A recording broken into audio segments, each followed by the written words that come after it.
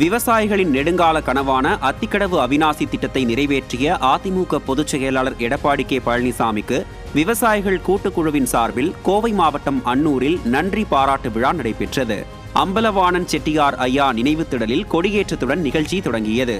பின்னர் பரதநாட்டிய நிகழ்ச்சி நடைபெற்ற நிலையில் அதனைத் தொடர்ந்து நடைபெற்ற தீரன் கலைக்குழுவின் கோவை கம்பத்தாட்டம் பார்வையாளர்களை வெகுவாக கவர்ந்தது.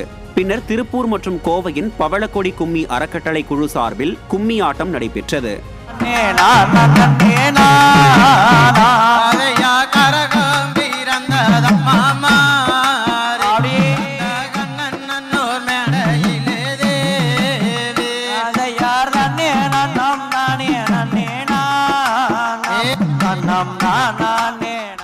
இதையடுத்து புரட்சி தமிழருக்கு நன்றி தெரிவிக்கும் விதமாக இருசக்கர வாகன பேரணி நடைபெற்றது.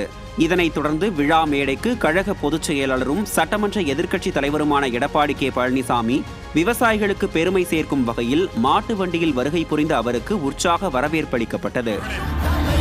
பட்டி பெருக வேணும், பால்பானை பொங்க வேணும், மாடு பெருக வேணும், வீடு பொழிய வேணும், மகராசனின் வருகையாலே சொல்லேர் உழவனல்ல செயலில் ஏற்பூட்டிய கொற்றவனே வருக, நின் கொற்றம் விளங்க விவசாயிகள் அழைக்கிறோம் வருக வருக, அத்திக்கடவு அவிநாசி திட்டம் கொடுத்து செழிக்க வைத்த வள்ளலே வருக.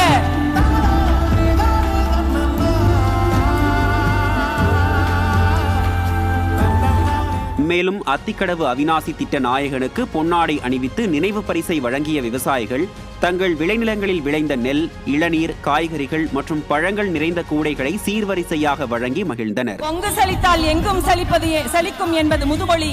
அத்திக்கடவு அவிநாசி திட்டம் கொடுத்து கொங்கை செழிக்க வைத்த வள்ளலே வருக. இருபுணலும் வாய்ந்த மலையும் வருபுணலும் வல்லரனும் நாட்டிக்குறுப்பு என்னும் வள்ளுவர் குரலுக்கு கொங்கு நாடு இலக்கணமாய தளம் அமைத்த கழக நிர்வாகிகள் பூங்கொத்து, சால்வை உள்ளிட்டவை கொடுத்து நன்றி தெரிவித்த பின் கொங்கு மக்கள் எழுச்சி பேரவை சார்பில் முன்னாள் முதலமைச்சர் எடப்பாடி கே பழனிசாமிக்கு வேல் பரிசளிக்கப்பட்டது. தொடர்ந்து விழாவின் நிறைவில் விவசாயிகளின் நாயகனான அதிமுக பொதுச் செயலாளர் எடப்பாடி கே பழனிசாமிக்கு மாடு மற்றும் கன்று ஆகியவற்றை விவசாயிகள் பரிசாக வழங்கினர்.